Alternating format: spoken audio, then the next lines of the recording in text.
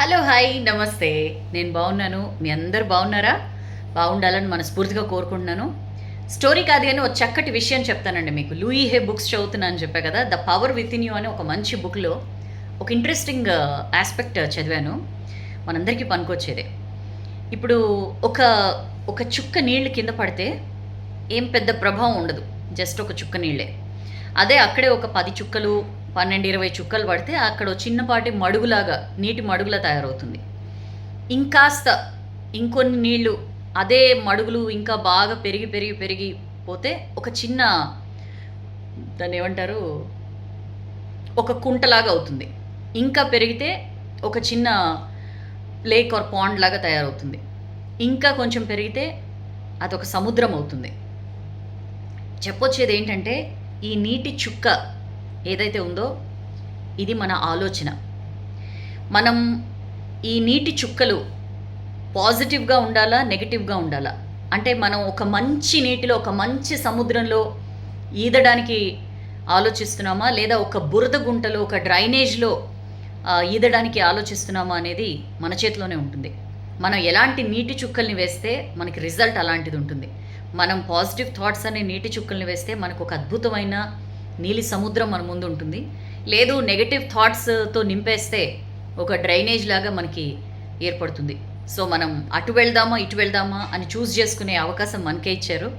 So చాలా బాగా అనిపించింది పాయింట్, ద కంపారిజన్ చాలా బాగా అనిపించింది.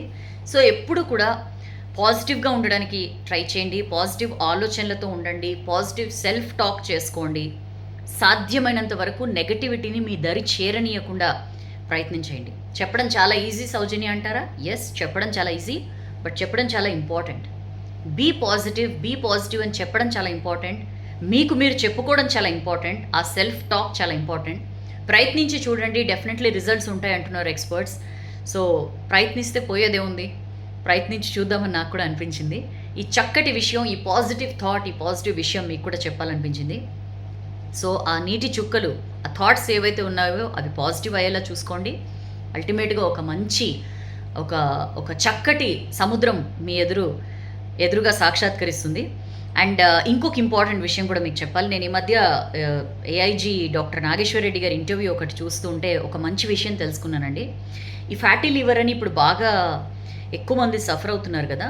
ఆయన చెప్పేది ఏంటంటే, దీనికి one of the main reasons fruit juice అని చెప్పారు. ఇదేంటి అందరూ ఫ్రూట్ జ్యూసులు తాగమంటారు కదా అంటారా?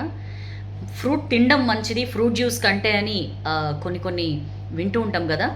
ఆయన డాక్టర్ నాగేశ్వర రెడ్డి గారు ఎగ్జాక్ట్లీ అదే చెప్పారు. మనం ఫ్రూట్ డైరెక్ట్గా కన్జ్యూమ్ చేసినప్పుడు దానిలో ఫైబర్ అన్నీ ఉంటాయి కాబట్టి దానివల్ల చెడు ప్రభావం ఉండదు. బట్ ఫ్రూట్ జ్యూస్ తాగినప్పుడు డైరెక్ట్గా ఫ్రక్టోజ్ మనం లోపలికి పంపిస్తున్నాం.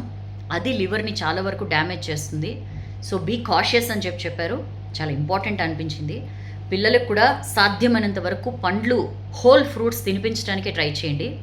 ఫ్రూట్ జ్యూస్ అయితే గడగడ తాగేస్తారు అనే ఇది పెట్టుకోవద్దు. That is not at all suggested as per doctor Nageswara Reddy గారు. So being your well wisher మీ అందరికీ చెప్పాలనిపించింది. మేబీ మీలో చాలామంది చూసే ఉంటారు, బట్ అగైన్ నేను చెప్తే నాకు అదో తృప్తి. ఎనీవేస్, నెక్స్ట్ వీడియోలో మళ్ళీ కలుద్దాం. ఇవాళ చెప్పిన ఈ థాట్స్ మీకు నచ్చితే డెఫినెట్లీ షేర్ చేయండి. బికాజ్ ఈ పాజిటివిటీ అనేది ఎంత స్ప్రెడ్ చేస్తే అంత మంచిది. సో ఎస్, ఎప్పుడు చెప్పేదే, నచ్చితే లైక్ చేయండి, బాగా నచ్చితే షేర్ చేయండి. నెక్స్ట్ వీడియో కోసం వెయిట్ చేయండి. This is your Soujanya. Tata, bye bye. ఆ నీటి చుక్కలు పాజిటివ్ అయ్యేలాగా చూసుకోండి. ఓకేనా? బాయ్.